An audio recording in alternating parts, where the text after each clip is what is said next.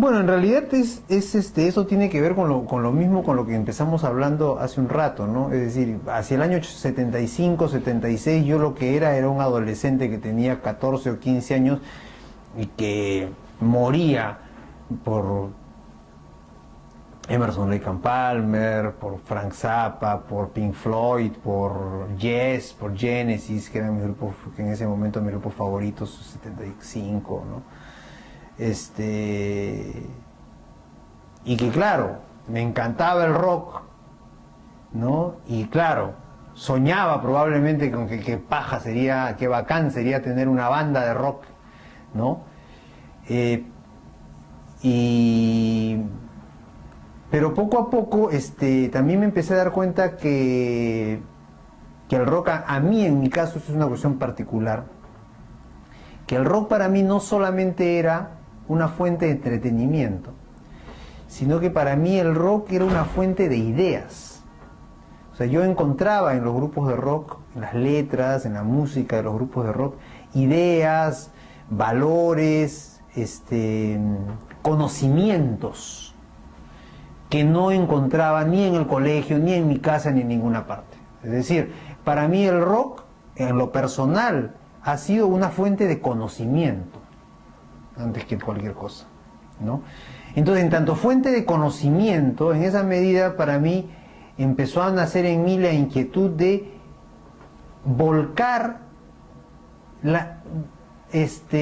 sobre el papel las ideas que de alguna manera me sugería o me inspiraba la audición de los discos de rock que escuchaba. Entonces empezó a aparecer en mí la idea de escribir sobre rock. Pero también todo eso me parecía una cosa pues muy utópica, ¿no? Obviamente, cuando yo descubro el punk rock, como le pasó a la gran mayoría de gente de esa generación, simplemente se te rompe el cerebro, pues, ¿no? Y dices, carajo, pero si yo lo puedo hacer, ¿por qué no lo voy a poder hacer? ¿Por qué no voy a poder escribir sobre un...? Y claro, y entonces agarras y empiezas a escribir, pues. Al principio muy mal, evidentemente, pero empiezas a hacerlo.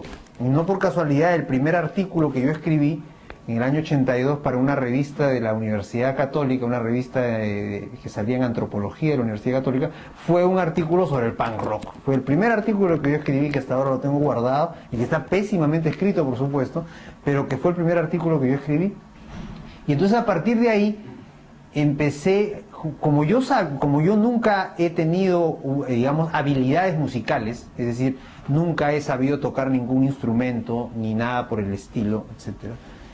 Entonces siempre más me interesé por el lado de escribir sobre la música, ¿no? Aún a sabiendas de lo que, y precisamente creo que a sabiendas, de lo que alguna vez leí en una entrevista que le hacían a Ian Anderson, el cantante de Jethro Tull, que decía pues que todos los críticos eran músicos frustrados. Y yo en cierta forma compartía esa idea. Yo me sentía un músico frustrado. Yo sabía que no podía ser un músico. Pero decía, pero puedo escribir sobre la música. Y entonces empecé a escribir sobre rock, empecé a sacar fanzines. Uno de ellos fue, primero saqué una fanzine que se llamaba La Nave de los Locos, otro que se llamó Luz Negra, después saqué Alternativa Subterránea, ya este último dentro de la movida de rock subterráneo del 85-86. Y a partir de ahí empecé a escribir sobre rock en diferentes periódicos y revistas, y bueno, desarrollé pues un determinado estilo y una determinada actitud para acercarme a los fenómenos del rock. Y luego de mi breve y fugaz incursión como cantante de este grupo Guerrilla Urbana, que fue una cosa muy breve, fue una cosa que duró un año, y que fue una cosa que para mí era simplemente el deseo de sacarme el clavo de lo que para mí siempre había sido un sueño, es decir, estar encima de un escenario cantando. Eso había sido un sueño para mí. Yo sabía que no tenía ningún talento para ello, pero la gran maravilla del punk era precisamente que te daba la posibilidad de que sin tú tener ningún talento, si tenías los suficientes huevos suficientes como para subirte y hacerlo, lo podías hacer. Y bueno, pues yo los tuve en ese momento y durante un año canté, o mejor dicho, grité, porque no cantaba, grité con este grupo y fue una experiencia muy gratificante. Pero al mismo tiempo yo al año me di cuenta pues que eso no era pues aquello que podía hacer mejor, que lo que mejor podía hacer era escribir más bien sobre rock. Y desde ese momento, bueno, dejé este grupo y ya me dediqué a escribir sobre rock cada vez con mayor frecuencia, cada vez de una manera más sistemática, hasta que en el año 89 empecé a trabajar en el diario El Comercio, que es acá el diario más importante, y empecé a tener una columna de crítica de rock semanal, y empecé a escribir todas las semanas, y se convirtió en una columna de crítica muy leída, todo el mundo leía y comentaba la columna, en parte porque estaba en El Comercio, que es el periódico que más se lee acá, y en parte también porque no había una tradición de crítica de rock en el país, ¿no? Acá hasta los años 80 los comentarios sobre rock se hacían en las páginas de espectáculos, es decir, el rock formaba parte de la farándula, ¿no? Era un tema frívolo, ¿no? Entonces, de repente empecé, no solamente yo, sino yo y otros amigos, a escribir sobre rock abordando el tema de una manera seria, ¿no? Es decir, escribiendo sobre el rock como un tema serio, ¿no? Incluso a mí me acusaron al principio de que era muy intelectual, de que mis artículos eran demasiado difíciles, y etcétera, etcétera. Porque claro, porque no se acostumbraba a eso, se acostumbraba a hablar del rock desde el lado anecdótico, ¿no? De qué tipo de medias usa fulanito, cuándo es su cumpleaños, si se chocó, no se chocó, si le sacó la vuelta con fulano, cojudeces de ese tipo. Y de repente que empezara alguien a hablar de la música y a hablar de las letras y a prestarle atención a esas cosas, me parecía cosa rara. Pero ya, cuando ya llegaron los años 90, ya la crítica de rock acá en el Perú se había convertido ya en algo establecido, ya había mucha gente que hacía crítica de rock. Y bueno, pues a partir de los 90 consideré llegado el momento en que debía ya no solamente quedarme en el plano de escribir para el periódico, que es una escritura finalmente que tiene mucho de fugaz, ¿no? Porque el periódico lo lees un día y al día siguiente lo olvidas, sino que empecé a pensar en la posibilidad de escribir libros sobre el tema, ¿no? Y a partir de ese momento, empecé el 94, publiqué mi primer libro que se llamó Juegos sin Fronteras, que era así una recopilación de los ensayos que para mí eran más sólidos de todos los que yo había escrito en diferentes medios. Y el 98 escribí otro libro que se llamó Sobrecarga, que ya era un libro sobre rock internacional, que era una serie de ensayos sobre diferentes temas que en ese momento eran importantes dentro de la escena del rock mundial, desde, qué sé yo, el rock alternativo, la música electrónica, el estado del rock británico, el indie rock en Inglaterra, qué sé yo, y siempre también dedicando en mis libros una parte para hacer retratos, digamos, de artistas que a mí me parecían fundamentales. En el año 2002 publiqué un libro, mi tercer libro, que se llama Alta Tensión, que es un libro sí dedicado exclusivamente al rock peruano y que es la primera historia sobre el rock peruano que se ha publicado en este país, que es un libro que tiene dos partes, que es una primera parte que es una historia del rock en el Perú, que de alguna manera desarrolla de una mucho mejor manera lo que ya acabo de decir hace un rato de manera verbal, y una segunda parte que son entrevistas a algunos de los protagonistas de esta historia del rock, ¿no? Entrevistas a músicos desde la época de los 60 hasta la actualidad, ¿no? Con un afán un poco de brindar una panorámica de la evolución del rock peruano en estos 40 y tantos años de existencia del rock peruano, y que también fue una manera de decirle al establishment cultural y político de este país que ya no se podía seguir ignorando el valor cultural que tiene el rock peruano en este país, ¿no? Y esto lo digo porque poco antes de la publicación de ese libro, un año antes, se había retomado una vieja discusión bizantina desde todo punto de vista para mí, pero una vieja discusión que era la de discutir si el rock peruano es cultura o no es cultura, ¿no? Y entonces a mí me parecía una discusión tan estúpida, me parecía tan estúpido que un fenómeno musical que tiene 40 años de historia en el Perú, que habiendo 40 años de producción de rock en el Perú, se siga cuestionando que el rock peruano sea cultura, se siga cuestionando que el rock peruano forme parte de la cultura de este país, me parecía tan estúpido que dije que pensé que, bueno, era momento pues de hacer un libro que testimonie precisamente, ¿no?, la existencia de un fenómeno musical que tiene 4 décadas de historia y que por lo tanto ya no puede pues seguirse, cuando se habla de la música peruana, seguirse hablando del vals y del tondero y de la marinera y de la cumbia, como si esas fueran las únicas formas de expresión de música peruana, cuando el rock hace ya largo tiempo es también una forma de expresión de la música popular en el Perú. Bueno, ahora pasando un poquitico más a otro tema, toquemos aquella época en la que Narcosis aparece, ¿cierto? ¿Cómo era ese Lima de esa época? ¿Cómo lo visualizaste tú como personaje que fue amigo, que fue también de cierta manera músico, que compartió tarima y todo eso? Uh-huh. En esa época me imagino que no visualizaban lo que hablábamos hace algunos días del eco tan grande que pasó las fronteras del país y que llegó a influenciar aquella escena colombiana de lo que yo te hablaba.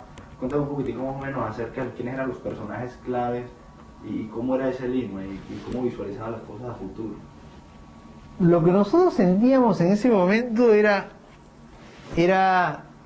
2 cosas, ¿no? Era por una parte un gran desencanto respecto a la política del país, ¿no? O sea, todos creo que compartíamos eso, ¿no? Todos sentíamos que ni la izquierda política ni la derecha política nos ofrecían ninguna alternativa que fuese válida. Y cuando digo izquierda política me refiero obviamente también a Sendero Luminoso, ¿no? La política en general, los políticos en general nos parecían despreciables, esa es la palabra, ¿no? La ciudad nos parecía un caos, ¿no? Y lo que nosotros sentíamos era que a través de la música lo que hacíamos era pues expresar simplemente nuestros puntos de vista o nuestros sentimientos respecto a una realidad con la cual no nos sentíamos identificados en absoluto y respecto de la cual más bien teníamos sentimientos de animadversión, ¿no? Entonces la visceralidad de las canciones que hacían los grupos subterráneos de esa época tiene que ver precisamente con ese sentimiento pues de rechazo a una situación social, política y económica que parecía insostenible, aunque se ha seguido sosteniendo con el tiempo, pero que parecía insostenible, ¿no? Y bueno, ¿cómo se forman esas primeras bandas? Ya me hablaste de que por el intercambio de los discos. Eso fue lo fundamental, ¿no? O sea, como te dije yo en alguna conversación anterior, yo a Huicho de Narcosis, yo lo conocí porque con Huicho, a través de un pata mío, me lo presentó y yo iba a su casa a grabar discos, me prestaba discos, yo le prestaba discos. A Fernando Vial del Cachorro, que es el guitarrista de Narcosis, igual, yo lo conocía antes de que se forme Narcosis también. ¿Por qué? Porque él fue el que me llevó a mi casa los primeros discos de punk, los primeros discos de New Wave, escuchábamos. José Eduardo Matute, que era el guitarrista del grupo en el que yo tocaba, lo mismo, íbamos a su casa. Básicamente era gente que escuchaba música,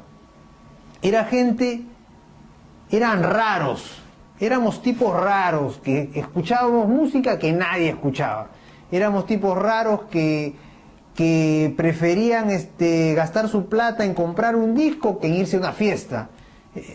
éramos raros, pues, ¿no? Éramos tipos que no íbamos a fiestas, que no íbamos a bailar, que no salíamos con chicas, la mayoría, ¿no? Éramos tipos que simplemente nuestra pasión era ¿qué cosa? Reunirnos a escuchar música, a grabar, y bueno, poco a poco después ya algunos a tocar, ¿no? Pero eso era, o sea, era gente cuya vida, y eso creo que es algo que sí, a mí me gusta revalorarlo mucho, era gente cuya vida giraba en torno al rock.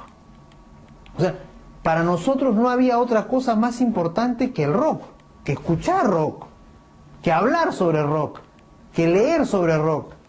Eso era lo más importante. O sea, claro, yo estudiaba en la universidad filosofía y me gustaba y todo esto, pero yo llegaba a mi casa y lo primero que hacía era poner el cassette o ponerlo del disco y empezar a escuchar y pasarme horas escuchando la música y llamar a fulano, oye, ¿qué disco te has conseguido? Vente para mi casa, voy para tu casa, ya, oye, qué bacán está este disco, lo voy a grabar, grábamelo, y así, y esa era la pasión de todos.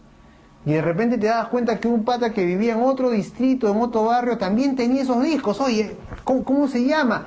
Y lo llamabas por teléfono, nunca habías hablado con él, pero oye, me han dicho que tú tienes el disco de The Jam, el Modern City, o el Modern World, perdón. No me acuerdo muy bien cómo se llama ese disco. Sí, lo tengo, ¿tú cuál tienes? Ya, oye, ya pues juntémonos.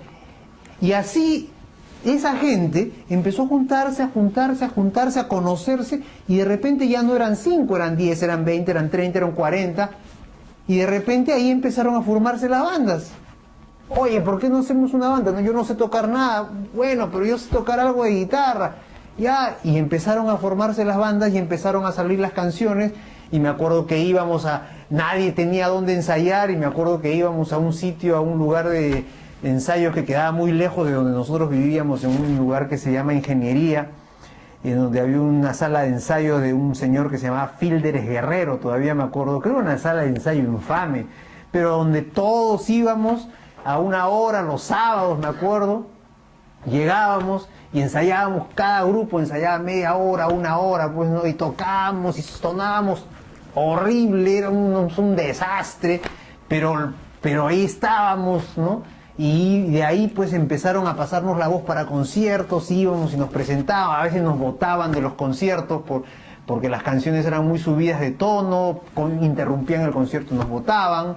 Hubo un famoso concierto en donde justamente mi grupo debutó, que fue un concierto que se llamó Rock en Río Rímac, en alusión al Rock en Río del brasileño, que fue un gran concierto que se hizo en una gran avenida en el Rímac, en una avenida al aire libre, un concierto gratuito, que habían 5.000 o 10.000 personas, no sé cuántas, y que lo curioso era que la mayoría de grupos que tocaban eran grupos subterráneos. Y me acuerdo pues que se armaron unos pogos y la gente, era una cosa, la gente se estrellaba una contra otra, era una cosa impresionante, todo el público por supuesto estaba borrachísimo hasta su mano, y de repente le tocó tocar a Narcosis, y Narcosis tenía una canción que se llamaba Sucio Policía, que era una canción muy fuerte, muy directa, ¿no? Es sucio policía verde, actúas por conveniencia, sucio policía verde, defiendes la decadencia, te vendes por dinero, eres más sucio que un perro, etcétera, decía la canción. Y claro, en los alrededores del sitio habían policías. Y de repente, cuando menos nos dimos cuenta, los policías ya no estaban en los alrededores, sino estaban alrededor del escenario. Se subieron al escenario los policías y lo pescaron a Huicho del pescuezo, cuando estaba cantando justamente Sucio Policía, para llevárselo. Y todos pues salimos disparados, que el cachorro dejó su guitarra, yo que estaba por ahí afuera viendo el concierto, con otros nos la picamos, los balazos empezaron a salir al aire. Huicho afortunadamente logró desembarazarse de este policía que lo tenía cogido del cuello, y salimos disparados corriendo del sitio hasta salir del distrito y bueno, tomar un carro que nos llevara hasta nuestras casas, ¿no? Entonces eran conciertos donde había una atmósfera de violencia, No solamente porque la música del grupo era violenta, sino porque también la reacción que la música generaba en el público era violenta. O sea, el público se sentía muy interpelado por la música que nosotros hacíamos. O sea, unos se sentían identificados, ¿no? Y se identificaban y entonces gritaban y pogueaban y todo. Pero habían otros que se sentían agredidos. Y reaccionaban también agresivamente, tirándonos cosas, insultándonos. Entonces era una cosa, o sea, era una cosa que tenía una carga de agresividad muy fuerte, pero que al mismo tiempo era de una catarsis, pero completa, ¿no? O sea, después de cada concierto yo me acuerdo que llegaba a mi casa y dormía como un angelito. Yo que sufro de insomnio, creo que esa debe haber sido la única época en que he dormido bien, ¿no? Bueno, en realidad eso tiene que ver con lo mismo con lo que empezamos hablando hace un rato, ¿no? Es decir, hacia el año 75, 76, yo lo que era un adolescente que tenía 14 o 15 años y que moría por Emerson Lake and Palmer, por Frank Zappa, por Pink Floyd, por Yes, por Genesis, que eran mis grupos, que en ese momento mis grupos favoritos, 75, ¿no? Y que claro, me encantaba el rock, ¿no? Y claro, soñaba probablemente con que paja sería ni en mi casa ni en ninguna parte. Es decir, para mí el rock, en lo personal, ha sido una fuente de conocimiento, antes que cualquier cosa, ¿no? Entonces, en tanto fuente de conocimiento, en esa medida para mí empezó a nacer en mí la inquietud de volcar sobre el papel las ideas que de alguna manera me sugería o me inspiraba la audición de los discos de rock que escuchaba. Entonces empezó a aparecer en mí la idea de escribir sobre rock. Pero también todo eso me parecía una cosa pues muy utópica, ¿no? Obviamente, cuando yo descubro el punk rock, como le pasó a la gran mayoría de gente de esa generación, simplemente se te rompe el cerebro, pues, ¿no? Y dices, carajo, pero si yo lo puedo hacer, ¿por qué no lo voy a poder hacer? ¿Por qué no voy a poder escribir sobre un...? Y claro, y entonces agarras y empiezas a escribir, pues. Al principio muy mal, evidentemente, pero empiezas a hacerlo.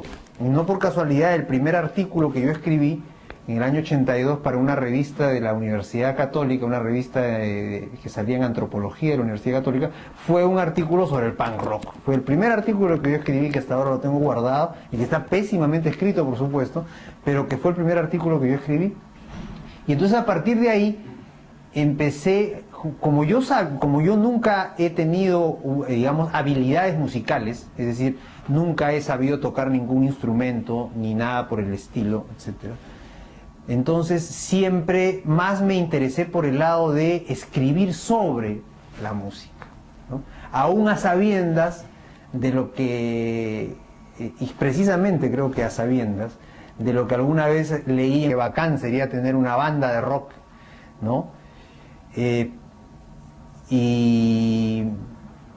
Pero poco a poco también me empecé a dar cuenta que el rock, a mí en mi caso, esto es una cuestión particular, que el rock para mí no solamente era una fuente de entretenimiento, sino que para mí el rock era una fuente de ideas.